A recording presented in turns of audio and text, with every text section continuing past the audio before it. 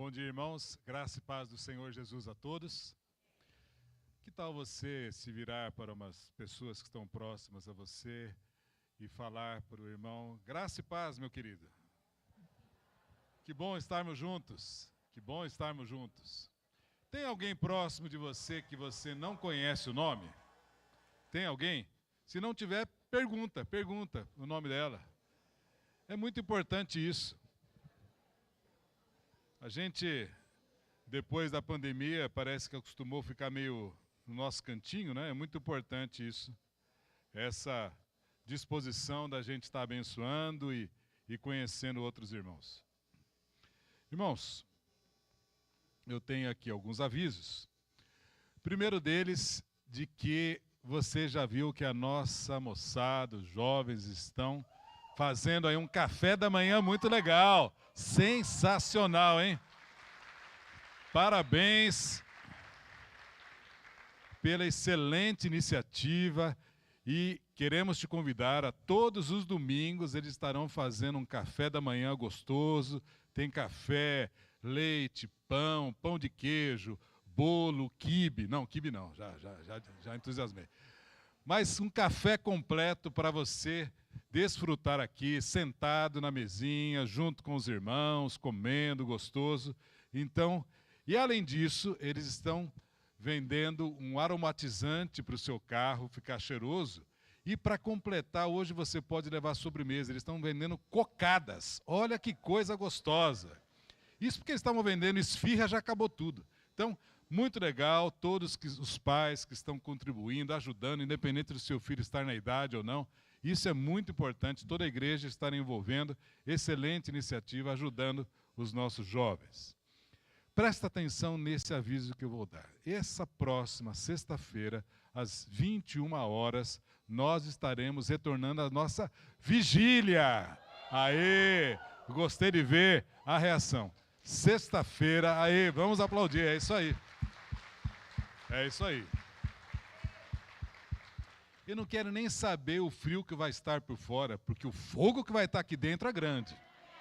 Então, sexta-feira, 21 horas, você vem. Ah, mas eu estudo, só venho mais tarde. Não tem problema. Chegue na hora que você puder.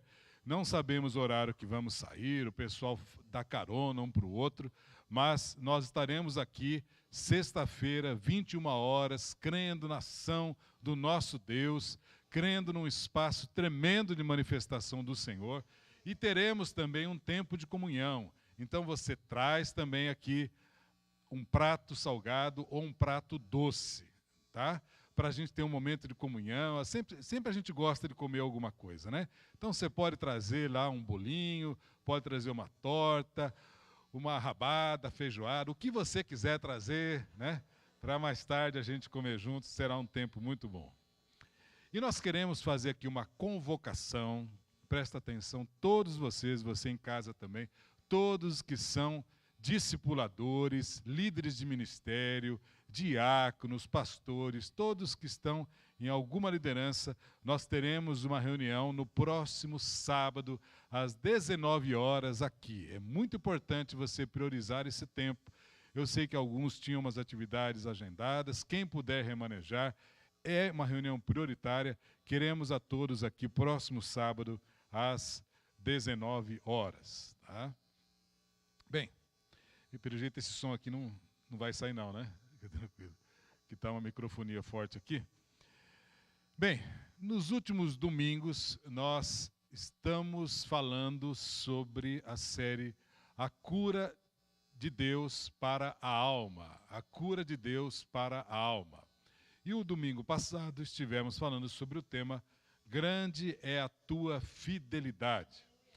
E o profeta Jeremias, no livro de Lamentações, conforme nós ouvimos a semana anterior, ele mostra a maneira como nós podemos contemplar as perspectivas e circunstâncias da vida. Porque elas podem mudar radicalmente a partir do momento em que nós olhamos as circunstâncias da vida através das lentes daquilo que Deus tem revelado de si mesmo e através da sua palavra.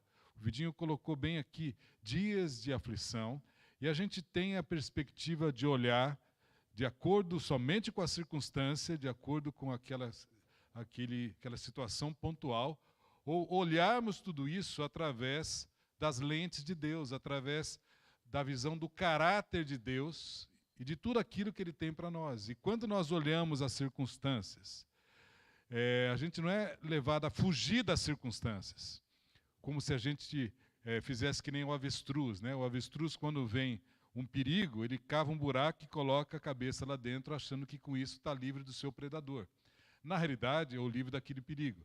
A gente não tem essa posição, não somos levados a fazer de conta que nada acontece.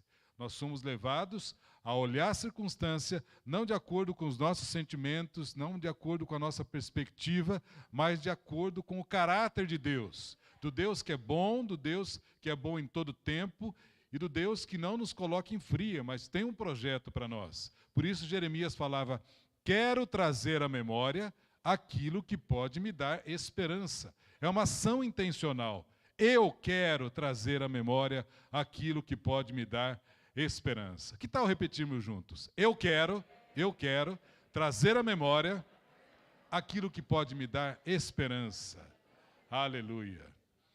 E isso foi curador para o coração de Jeremias. Deus usou isso para curar sua alma, diante de todo aquele cenário tão difícil. E também pode ser curador para o nosso coração. Por isso aquela pergunta de Jesus continua, você quer ser curado? E a reflexão de hoje nós vamos falar como Deus usou de uma situação específica para curar o coração do apóstolo Paulo. Nós vamos falar sobre o tema crise, espaço de transformação. Eu quero te animar a abrir a sua Bíblia. Em 2 Coríntios, no capítulo 7, leremos do versículo 1 ao versículo 7. Nós teremos na tela, mas eu quero te incentivar a abrir seu aplicativo. Você em casa também. Nós leremos do versículo 1 ao versículo 7 na versão NVI.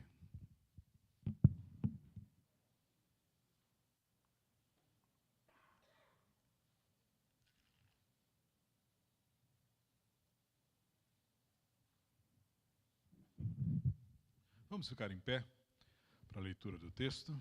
E agora, como sempre falo, vamos nos concentrar no que Deus quer falar conosco, evitar movimentação e conversas, tudo aquilo que venha nos desfocar. Diz assim, amados, visto que temos essas promessas, purifiquemo-nos de tudo que contamina o corpo e o espírito, aperfeiçoando a santidade no temor de Deus. Conceda-nos lugar no coração de vocês. A ninguém prejudicamos, a ninguém causamos dano, a ninguém exploramos.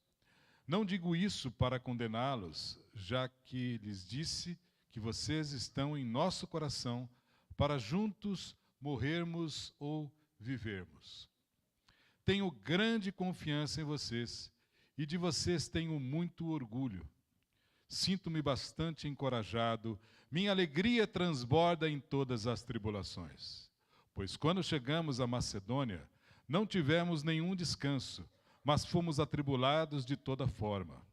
Conflitos externos, temores internos. Deus, porém, que consola os abatidos, consolou-nos com a chegada de Tito, e não apenas com a vinda dele, mas também com a consolação que vocês lhe ministraram.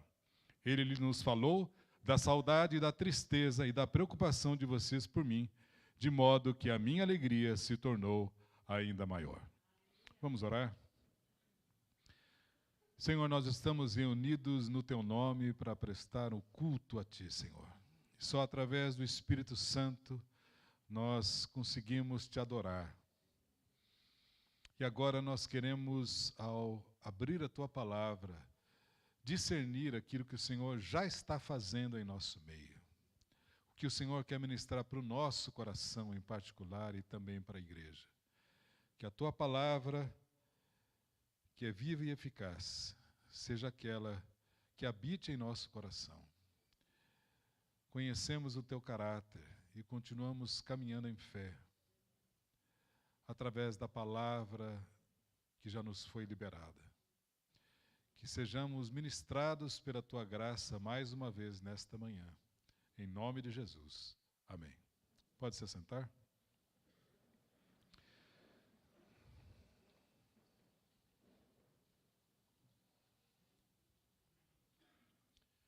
Irmãos, é muito importante, para entender esse texto, nós entendermos todo o contexto em que tudo estava acontecendo.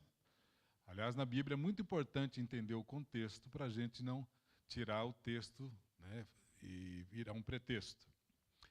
O apóstolo Paulo, ele havia fundado e organizado a igreja de Corinto, na Grécia. Depois ele partiu para outras partes, pregando o evangelho, e ele era um plantador de igrejas. Tempos depois ele recebe notícias, e lembrando que naquele tempo, né, não tinha WhatsApp, não tinha telefonema, nada. As cartas eram sempre levadas através de um portador, que muitas vezes demorava para chegar.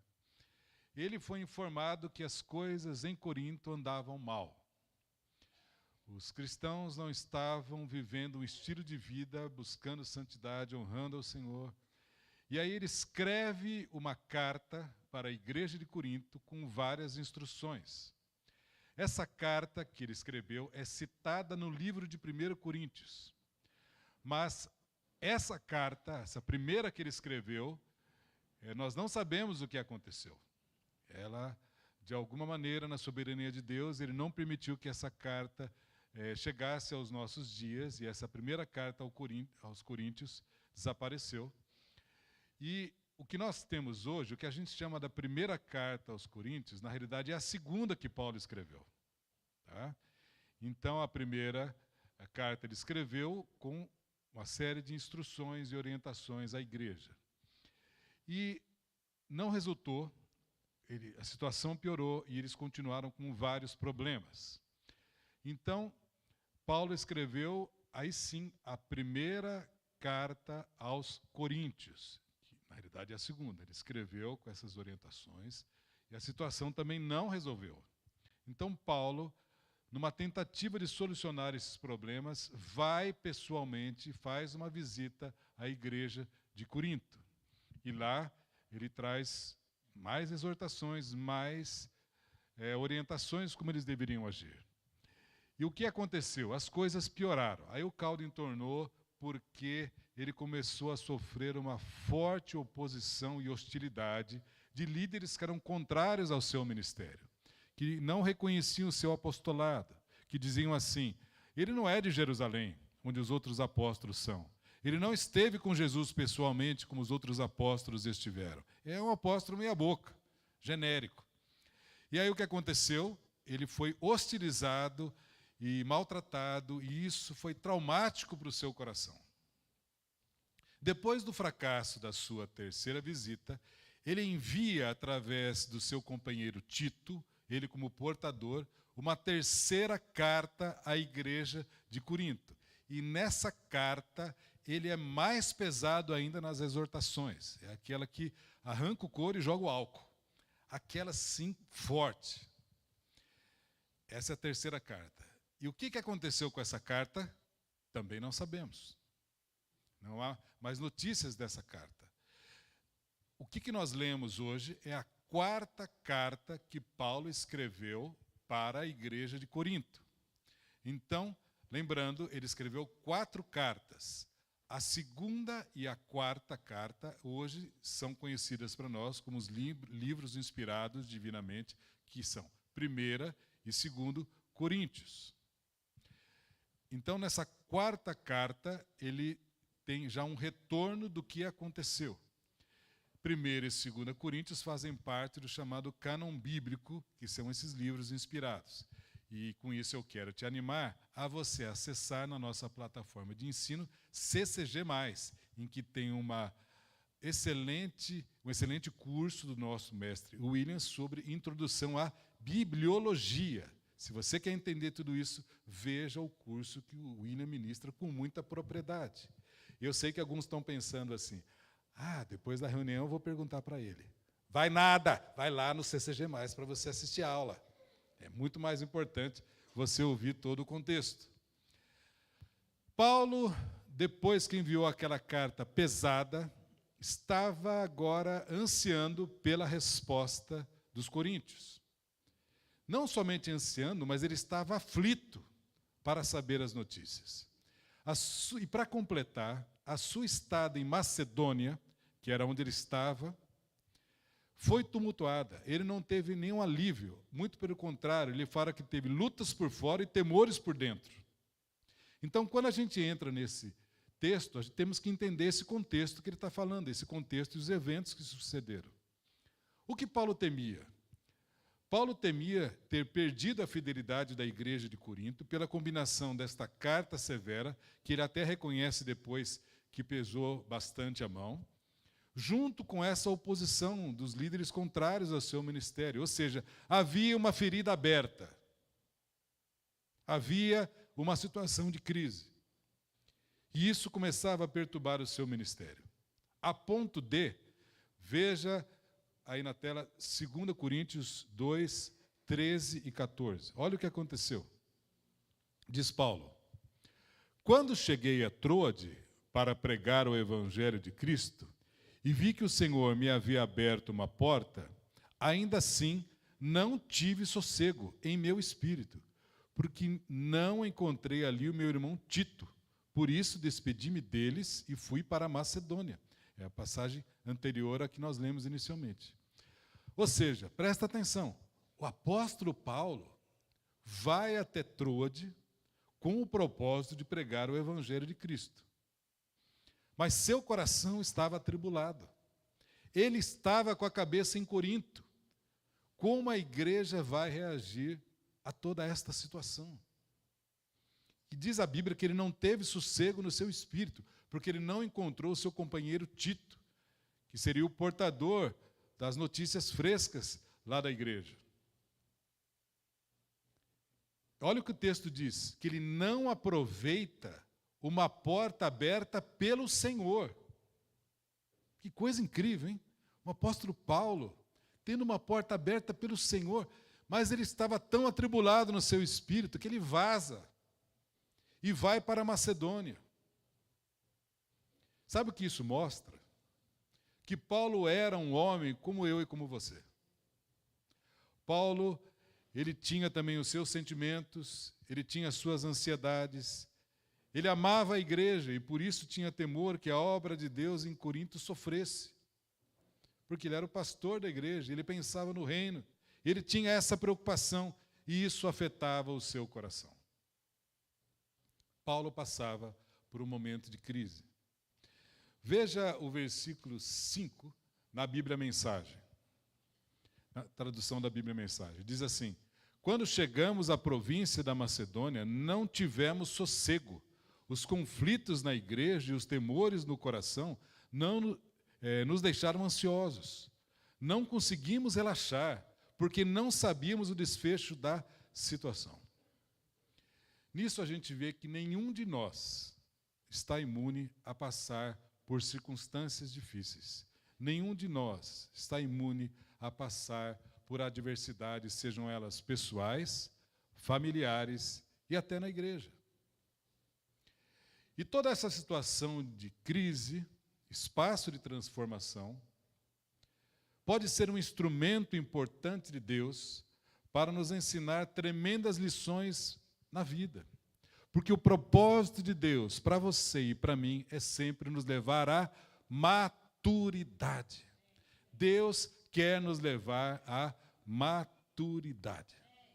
É importante sempre sabermos disso, meus irmãos. A vida não é algo aleatório. Deus trabalha em nós com o propósito de nos levar à maturidade.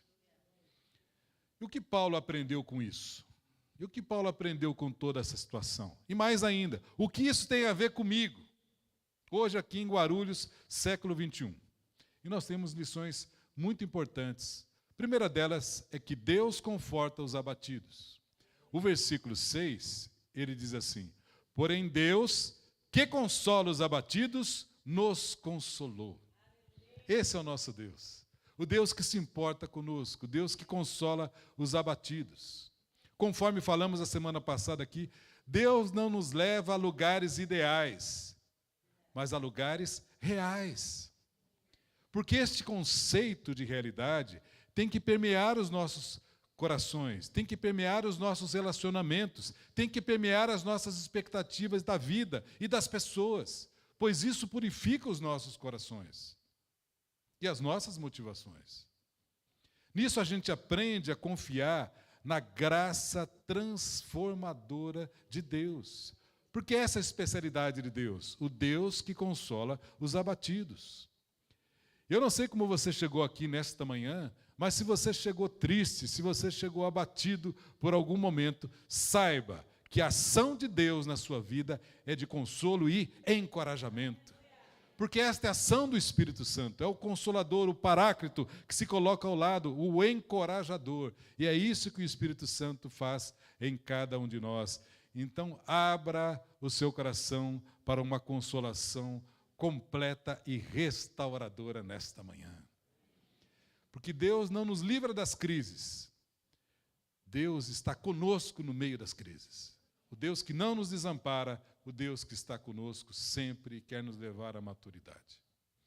Mas aí vem a pergunta. Tudo bem, Deus consolou a Paulo. E como Deus consolou a Paulo? O que Deus usou para o consolo do apóstolo? Em meio à adversidade, ele enviou Tito, um amigo e companheiro. Um companheiro fiel para estar com ele.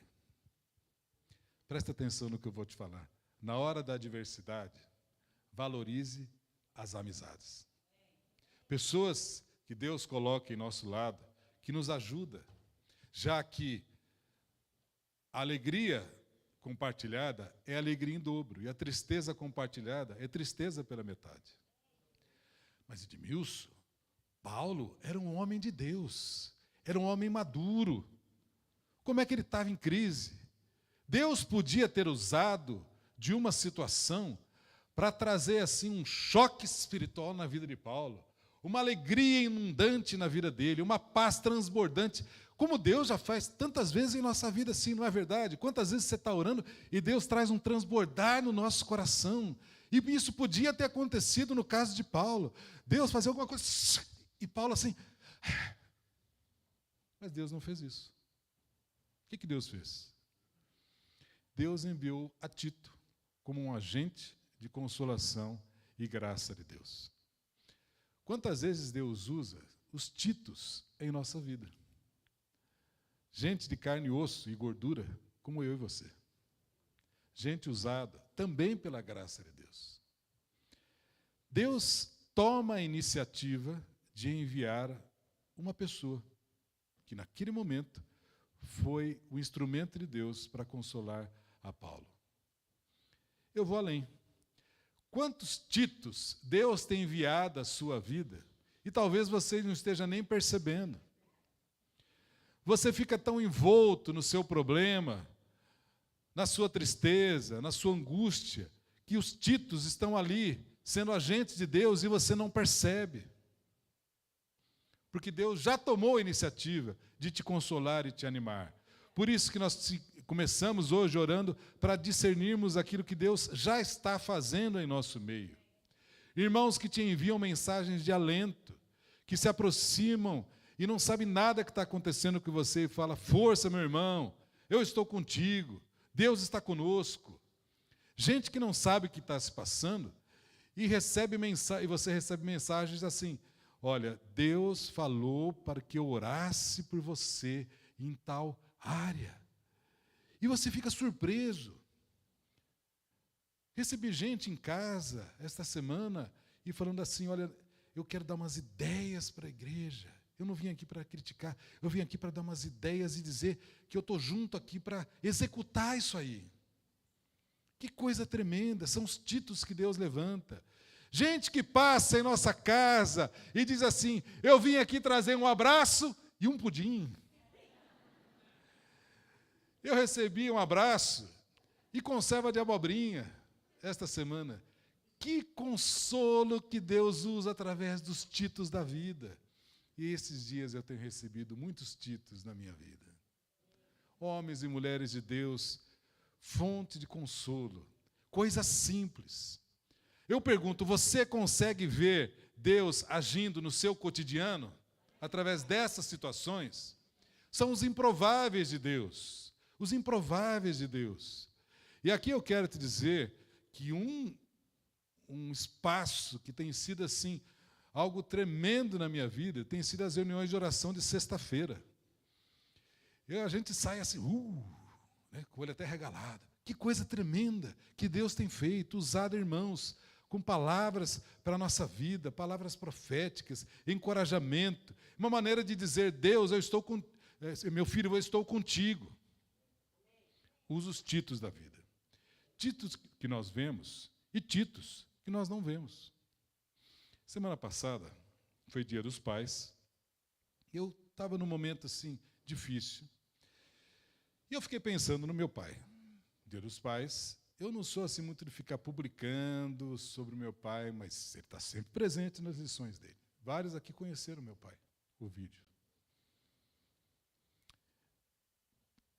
E num determinado momento, eu fiquei pensando, se meu pai estivesse aqui agora,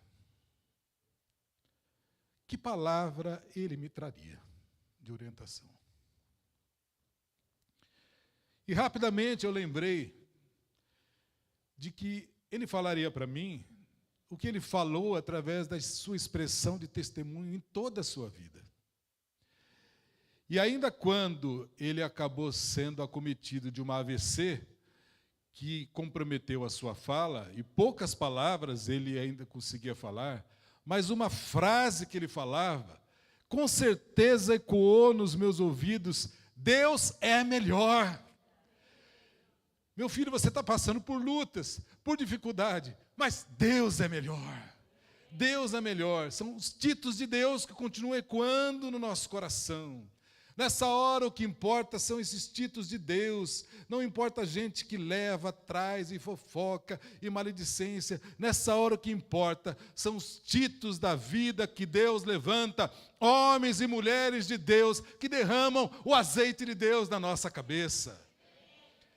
Qual foi a última vez que você foi usado como um título para abençoar a vida de algum irmão? Qual foi a última vez que você foi um título? Que você orou, mandou uma mensagem, mandou um pudim, ou fez alguma atitude que você foi proativo no sentido de abençoar a vida de alguém? E sabe quando isso pode começar? Hoje. Hoje. E Tito não somente chegou, como chegou trazendo boas notícias. O versículo 7, ele diz assim, é tão bom receber boas notícias, né? Ele diz assim, e não somente com a chegada dele, mas também pelo consolo que recebeu de vocês. Ele está falando aos Coríntios, que é a quarta carta, né, que a gente falou. Ele está dando uma resposta aos Coríntios. Ele nos falou da saudade e do pranto e do zelo que vocês têm por mim, aumentando assim a minha alegria. Ou seja, os coríntios começaram a refletir sobre as exortações de Paulo e viram que Paulo estava querendo o bem deles. E tinha razão, foram mudando, deu uma resposta positiva. E não somente trataram bem a Tito como enviado, como falaram, Paulo, você é nosso querido, amor, assim, fizeram o coraçãozinho e mandaram emojis. E Paulo se sentiu amado com expressões de amor, atos de amor e cuidado de Deus em nosso cotidiano. Presta atenção, meu irmão, nessa vida nós estamos tão corridos e tão envolvidos com o nosso dia a dia, e lutas e dificuldades. Presta atenção. Discirna a presença de Deus em seu cotidiano. Discirna marcas da presença de Deus no seu cotidiano. Deus está falando com você. Deus está falando conosco. A questão é nós nos apercebermos disso. Intervenções de Deus em nossa vida, em áreas que precisamos, porque não tem coincidência. Não tem coincidência. Isso é propósito de Deus para abençoar o seu corpo. Esta semana, você não imagina como eu fui abençoado. Cada postagem. Senhor, grande é a tua fidelidade. conforme falamos aqui, vários irmãos postaram, e post-it aqui, e postagem ali, e em casa tinha um monte, aqui a Soraya era no bebedouro, era no banheiro, era ali, todo lugar que você ia, Senhor, grande é a tua fidelidade. Como isso enriquece e abençoa o nosso coração. Então, nas adversidades, ao invés de ficarmos somente olhando o problema como um fim em si mesmo, preste atenção como Deus quer nos ensinar a orar. Porque a nossa oração, na maioria das vezes, é voltada para nós mesmos. Senhor, faz isso por mim, me liberta disso. Senhor, manda embora aquele outro, Senhor, repreende. Mas como experimentar a presença de Deus nesses momentos? Como Deus quer nos levar à maturidade, Ele quer nos levar a focar em Jesus e não em nós mesmos. Então, nas adversidades, muitas vezes o nosso foco é pragmático. Senhor, faz isso, faz aquilo. Mas a nossa oração tem que mudar. A nossa oração tem que mudar. Não é ficar perguntando, Senhor, por que tudo isso está acontecendo? O foco deve ser o que Deus quer falar comigo. O que Deus quer me ensinar com tudo isso.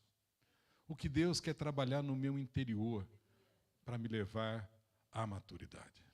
Porque esse é o propósito de Deus, de nos aperfeiçoar sempre ao caráter de Cristo Jesus. Se você está passando hoje por lutas e adversidades, em vez de ficar perguntando, Senhor, por que tudo isso está acontecendo? Mude a sua pergunta, mude a sua oração. O que o Senhor quer ensinar para mim? O que o Senhor quer transformar dentro de mim? Eu acho muito legal a reflexão do pastor Augusto Nicodemos sobre esse texto, que ele mostra muito bem que Paulo não estava aflito. Paulo estava aflito, mas não era pecado, não era uma deficiência espiritual, ele estava preocupado com uma situação específica da igreja de Corinto, uma igreja que ele tinha muito amor, tinha se dedicado, que essas inquietações na nossa vida não são necessariamente falta de fé. Isso faz parte da nossa natureza humana. Ele ainda fala, paz perfeita e tranquilidade de espírito eterno só teremos na glória. Enquanto isso, que nós estamos aqui, é a maneira de Deus trabalhar conosco. E olha o que eu vou te falar. Às vezes a gente fica esperando algo espetacular. Uma coisa assim, Deus vai fazer um terremoto. Tem que ter uma coisa grande. Ficamos com essa visão. E quem fica preocupado somente com essas coisas grandes, algo que vai acontecer, anjos celestiais que descerão, a gente não vê aqui no dia a dia ações de Deus em nosso cotidiano. E Deus está trabalhando. A pergunta é, você está vendo Deus trabalhar? Porque Ele está trabalhando. E você em mim, naquele irmão não, também. Deus está trabalhando em cada um de nós. E assim, como diz Paulo, conflitos externos, temores internos, dá lugar a um processo de restauração que só um Deus amoroso pode fazer conosco. Eu termino com uma conclusão e aplicação dizendo para você o seguinte: a graça de Deus sempre nos encontra, porque sempre Deus toma a iniciativa. Sempre Deus toma a iniciativa, muitas vezes necessidades, temores, inseguranças que nós temos e nem nos apercebemos, Deus já está trabalhando isso em nós, Ele sempre toma a iniciativa com a sua graça. Ele usa as mais diversas situações do dia a dia para falar conosco, e nós precisamos discernir isso, olhando e focando menos em nós mesmos, menos nas circunstâncias e mais em Jesus. Paulo era um homem maduro, mas também, como você e eu, tinha os seus temores. E o grande problema do temor é que com eles nós potencializamos as coisas. O temor leva o problema a ser maior. E isso traz receio em relação ao futuro. Mas Deus é um Deus que nos surpreende, que vem ao nosso encontro na esperança e na certeza de que dias melhores virão. Assim como o profeta Jeremias podia dizer diante daquele cenário, quero trazer à memória aquilo que pode me dar esperança. E com isso a gente vê também uma lição da reconciliação em amor entre Paulo e a igreja de Corinto. Que E não pode haver no meio do corpo de Cristo espaço para ressentimento, vingança, mágoa e maledicência. Quando passamos por lutas e passamos por provas, devemos lembrar que todas as coisas, presta atenção, todas as coisas continuam cooperando para o bem daqueles que amam a Deus. Todas as coisas continuam colaborando para a nossa vida, se nós amamos a Deus. Você ama a Deus? Então Deus vai usar todas essas situações para trabalhar no seu coração, na minha vida, e tudo isso estará colaborando para o nosso bem, para que sejamos mais parecidos com Jesus. Vamos orar? Eu gostaria que você colocasse agora o seu coração. Deus sabe o que está se passando por você. Deus é aquele consolador, o encorajador. E nessa manhã, teve um propósito de te trazer aqui. E mesmo você que está assistindo em casa. Isso não é aleatório. Deus quer trazer uma palavra de consolo, encorajamento e dizer: meu filho, eu estou contigo. O Deus que não nos livra das crises, mas está conosco no meio das crises, não nos deixa sozinhos.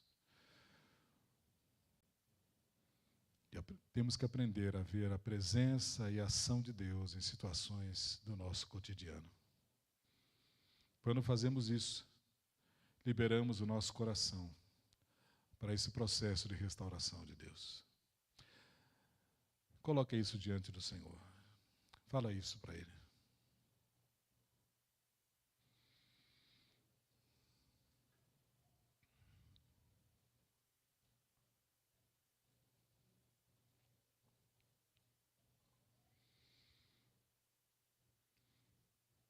E eu quero orar com você.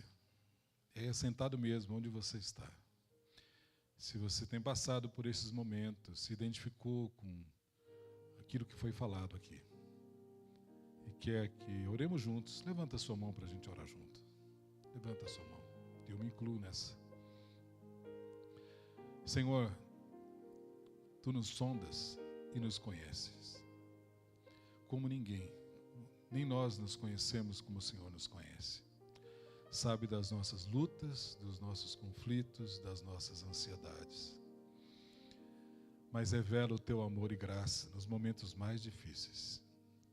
E hoje, nesta manhã, nós estamos aqui para recebermos a Tua ministração, a Tua palavra de graça, a Tua palavra de restauração. Um Deus fiel no seu caráter, um Deus que nos ama e continua trabalhando em nós, continua trabalhando na sua igreja, um Deus que governa, um Deus que não perde a mão em nenhuma situação, é o Deus que está conosco no meio da adversidade. Então, Senhor, nós não queremos ficar simplesmente olhando para as dificuldades, nós queremos, no meio da dificuldade, olhar para o Senhor, crendo que o Senhor é o nosso amparo, nossa fortaleza, o socorro bem presente em todos os momentos.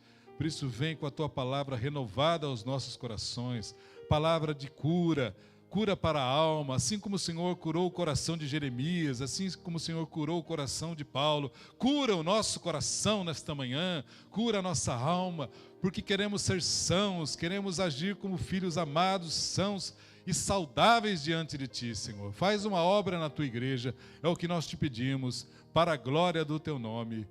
Amém.